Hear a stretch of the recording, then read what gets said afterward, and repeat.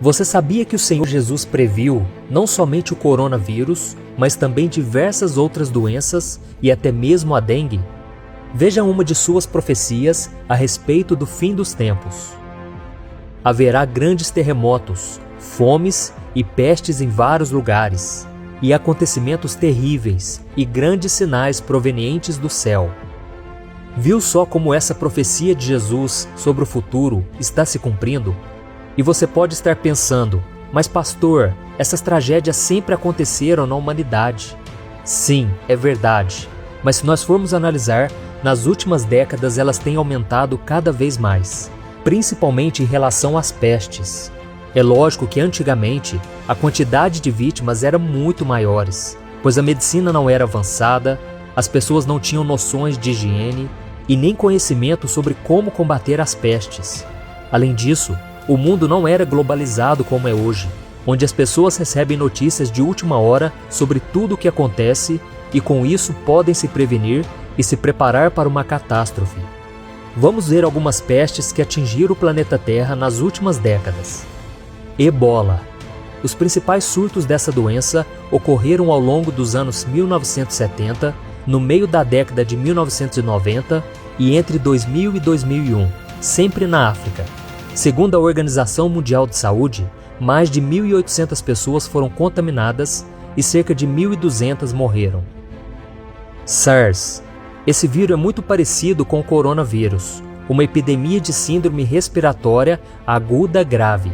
Entre novembro de 2002, quando os primeiros casos foram registrados na China, e setembro de 2003, a doença afetou mais de 8.400 pessoas, causando mais de 900 mortes. Gripe aviária. Causada pelo vírus influenza do tipo H5N1, a gripe aviária gera os mesmos sintomas de uma gripe comum, porém mais intensos. Segundo a Organização Mundial de Saúde, entre 2005 e 2011, foram registrados 555 casos dessa gripe no mundo, com 324 mortes. Gripe suína. Essa doença teve os seus primeiros casos registrados em 2009 e também foi considerada uma pandemia, ou seja, houve casos simultâneos de pessoas infectadas em todo o mundo. Sem contar ainda o Zika vírus, que surgiu de 2014 a 2016, matando milhares de pessoas, e também a dengue, que vem crescendo drasticamente ao redor do mundo. Por isso devemos olhar para as profecias de Jesus e entendermos o tempo em que estamos vivendo, pois todas essas tragédias são sinais claros da volta dele e por isso devemos estar preparados. É claro que ficamos tristes e preocupados com o que pode acontecer, pois a Bíblia diz que toda a criação geme e sofre dores de parto à medida em que o tempo do fim vai se aproximando. Sabemos que desde que o pecado entrou, esse mundo está debaixo de maldição, e por isso devemos colocar a nossa fé em Jesus Cristo, que venceu todas as coisas e nos garantiu uma morada no céu. Sabemos também que esse momento em que estamos vivendo é apenas o início das dores, e que infelizmente as coisas tendem a piorar, pois as pessoas não querem buscar a Deus e retirar das suas vidas o pior vírus que existe, o pecado. Porém, quando nos arrependemos e abandonamos aquilo que desagrada a Deus, Ele nos abençoa e nos livra de todo o mal. Veja a promessa do Senhor para nós. Se eu fechar o céu para que não chova, ou mandar que os gafanhotos devorem o país, ou sobre o meu povo enviar uma praga, se o meu povo que se chama pelo meu nome, se humilhar e orar, buscar a minha face e se afastar dos seus maus caminhos, dos céus o ouvirei, perdoarei o seu pecado e curarei a sua terra. Isso mostra que a oração e o arrependimento são extremamente importantes, principalmente nesses tempos difíceis. Mas também não podemos deixar de tomar precauções em relação ao coronavírus. Eu sei que muitos cristãos têm ignorado as recomendações de evitar locais com grande número de pessoas, de lavar as mãos frequentemente, porque elas dizem que no Salmo 91 está escrito que Deus nos protegerá de pragas, inclusive desse coronavírus. Mas devemos também nos lembrar que o próprio Satanás usou deste salmo para tentar enganar Jesus durante a tentação no deserto. A Bíblia diz que o diabo levou Cristo até a parte mais alta do templo e mandou que ele se jogasse de lá, já que no Salmo 91, Deus prometeu que enviaria anjos para proteger os seus filhos. E veja qual foi a resposta de Jesus. Então o diabo levou a cidade santa, colocou-o na parte mais alta do templo e lhe disse: Se você é o Filho de Deus, jogue-se daqui para baixo, pois está escrito: Ele dará ordem a seus anjos a seu respeito, e com as mãos eles o segurarão, para que você não tropece em alguma pedra. Jesus lhe respondeu: Também está escrito: Não ponha à prova o Senhor, o seu Deus. Por isso nós devemos fazer como Jesus, e não tentar a Deus, ao achar que não precisamos fazer a nossa parte.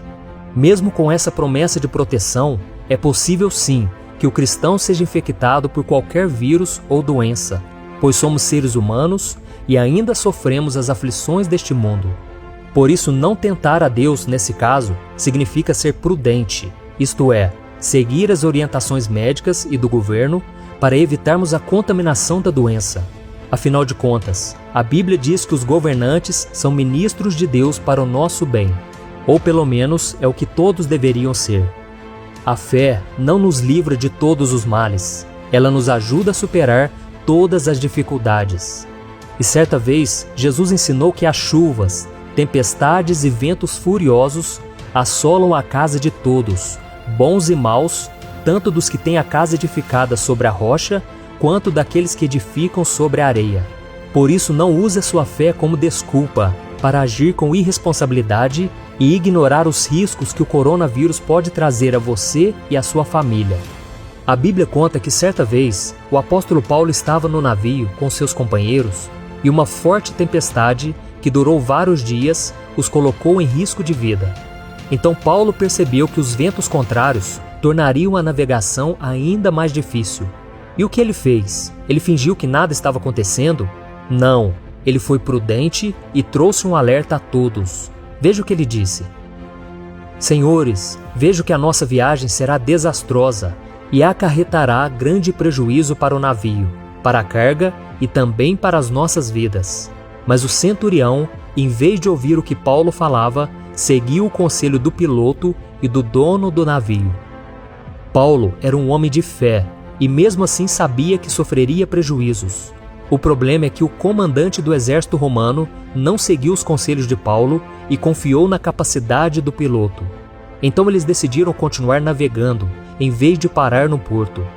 E se você continuar lendo essa passagem na sua Bíblia, você verá que um vento muito forte veio até eles e o navio foi arrastado pela tempestade, quase matando a todos.